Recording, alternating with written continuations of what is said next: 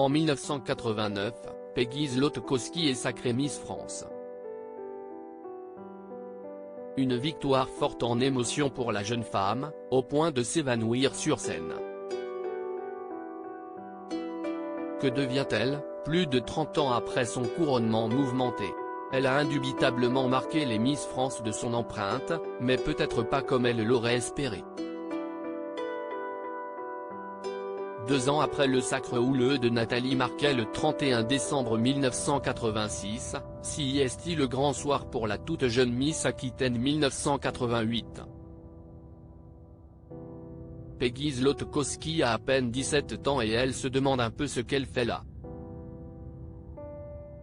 Elle est en effet très surprise d'arriver jusqu'à la phase finale du concours. Pourtant la voilà dans le duel final qui l'oppose à Dorothée Lambert, Miss Alsace.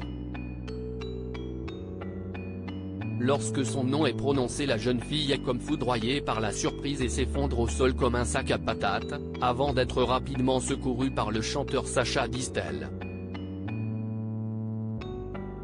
Une séquence étonnante qui n'a pas manqué d'amuser les téléspectateurs et qui continue d'enrichir depuis de nombreuses années les bêtisiers des fêtes de fin d'année. Dans un live Instagram avec Sylvie Tellier en 2020, Peggy Zlotowski avait, avec humour, raconté les conséquences de cet évanouissement. Cette chute n'était pas prévue, ça a été une chute célèbre. Je suis une des seules Miss qui a fait la une des journaux de manière internationale, a-t-elle confessé. En Pologne, à New York, partout. J'ai même eu un article dans Le Monde, ce qui est assez rare. Une vie loin des paillettes Make West devenue la belle aux yeux de chat? Les nostalgiques l'ont brièvement retrouvée sur TF1 lors de l'élection de Miss France 2021, sur la scène du Puy du Fou. À l'occasion du centenaire de cette élection de la reine de beauté, le comité Miss France avait rassemblé plus d'une trentaine de Miss France, elle était au rendez-vous. Malgré son entrée fracassante dans le monde des reines de beauté, Peggy n'a pas fait carrière sous l'œil du public. Dans la dépêche du Midi en décembre 2020, elle en révèle la raison. Selon l'ancienne Miss Lot-et-Garonnaise, les portes ne se sont pas ouvertes à cause de son jeune âge. Une affirmation qui est pour elle confirmée par la déconfiture mexicaine qui suit son élection en tant que Miss France. J'ai été disqualifiée du concours Miss Univers. Au bout de 10 jours de préparation, on me dit que je suis trop jeune. Bien sûr qu'il y a eu une déception. J'ai dû rentrer. Elle estime toutefois que le concours lui a beaucoup apporté. Très vite, j'ai été dans la peau d'une femme que je n'étais pas. Mais ça m'a permis de m'enrichir intellectuellement.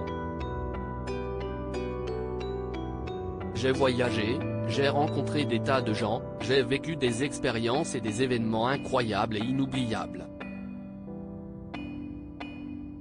Après cette année vécue à la vitesse de l'éclair, il faut déjà rendre la couronne, CIST Gaëlle Voiry, depuis tragiquement décédée, qui la remplace. Elle revient à une vie plus discrète et s'installe à Toulouse qu'elle n'a pas quittée. Après un bac B, elle effectue un BTS force de vente, puis travaille pendant 20 ans dans l'industrie pharmaceutique avant d'entamer une reconversion professionnelle. Depuis quelques années, je suis chargée de communication dans un grand groupe, a-t-elle affirmé à nos confrères.